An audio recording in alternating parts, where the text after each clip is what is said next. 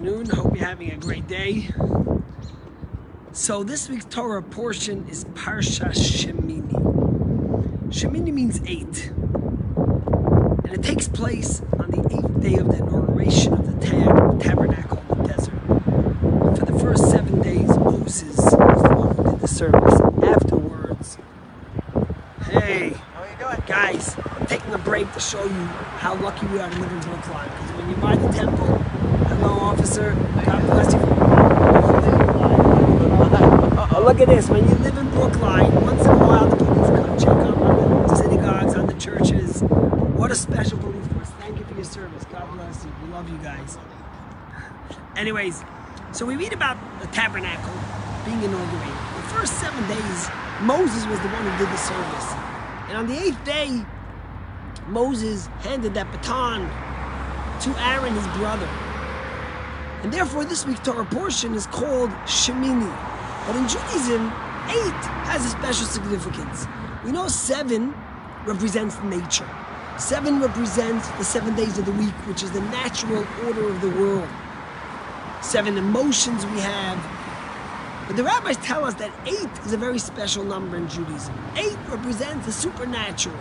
8 represents that which is beyond comprehension. 7 is comprehension, 8 is beyond comprehension. And that's why the day we make a bris is on the 8th day of a child's birth. Because the bris is something that touches the core and the essence and the pintaliyid, as we would call it, of a Jew. It's beyond understanding, beyond rationale, beyond our external features. It's the essence of who we are. And that's why the whole argument happened between Isaac and Ishmael. Ishmael had his circumcision on the 13th year of his life. In the 13th year of his life, Isaac had it on the 8th day of his life. And Isaac said, because by a Jew, it's 8, it's beyond comprehension. I want to tell you a fascinating story that happened last week that really moved me. So as you know, the Chabad rabbi in Odessa, Rabbi Avremi Wolf, and his lovely wife, who I've actually been in contact with over the last few weeks, trying to get help to someone in Odessa, trying to send help there. But he evacuated 120 orphans with all the staff and other refugees from his community and brought them to Berlin, to the Chabad of Berlin that set up a special place to house all the refugees. And it was a remarkable feat, because imagine traveling all the way from Ukraine with so many refugees and coming to Berlin. And in fact, I shared a video on Facebook, it was a week ago, where the president of Berlin came to have lunch with these refugees. And Rabbi Wolf dropped his wife off, all the orphans, the staff, the other refugees, and he went back to Odessa to look after his community that's still there, although 80% that left already, and to make Purim there. In any case, a woman goes over to his wife and says, I would like to make a bris for my son. And Mrs. Wolf was shocked. I mean, they just traveled for 6-7 days to get from Odessa all the way. It was an arduous trip all the way towards Berlin. They were still being housed in shelters. They didn't have a home. They were refugees. And he says, now you want to make a bris? And she says, yes. And not only that, but there's another child that would also like to have a bris. And Mrs. Wolf was shocked. 2 6-year-old children that wanted a bris.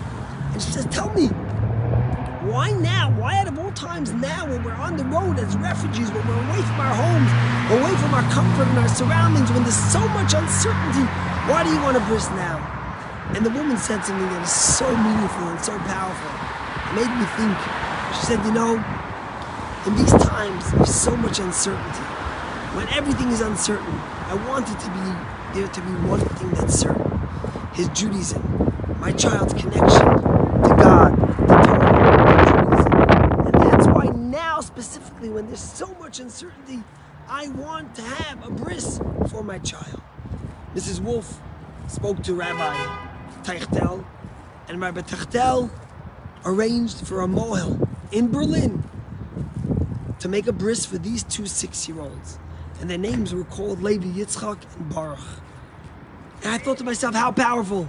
These children, maybe they didn't have a bris on their 8th day, but if you talk about transcending nature, transcending the human physical, and going into the spiritual. You talk about these children having a bris in a refugee camp when they're 6 years old in a foreign country.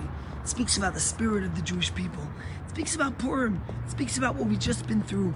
You know, to be honest, after 2 years of COVID, we didn't know what to expect for Purim. And in all the years that we've never had such an amazing Purim. Hundreds of people came pouring out for different events. And we brought yeshiva students down, and they went to the senior homes and the private homes to read Megillah, to drop off Purim baskets, to bring the celebration of Purim, which represents the core essence of the Jewish people, that we are beyond 7, we are 8. And in Berlin, it might have not been on the 8th day, but those boys showed what it really means to be transcendent and the essence of what it means to be a Jew. God bless you. Hope it's a great week. Hope you can take that joy of Purim and bring it to the rest of the week, the rest of the year. From the joy of Purim to the freedom of a people that will happen in Passover soon. May freedom be for all people and all mankind. That God has endowed with the soul to be free, the yearning to be free, and especially those in Ukraine. God bless you and have a good day. See you tomorrow.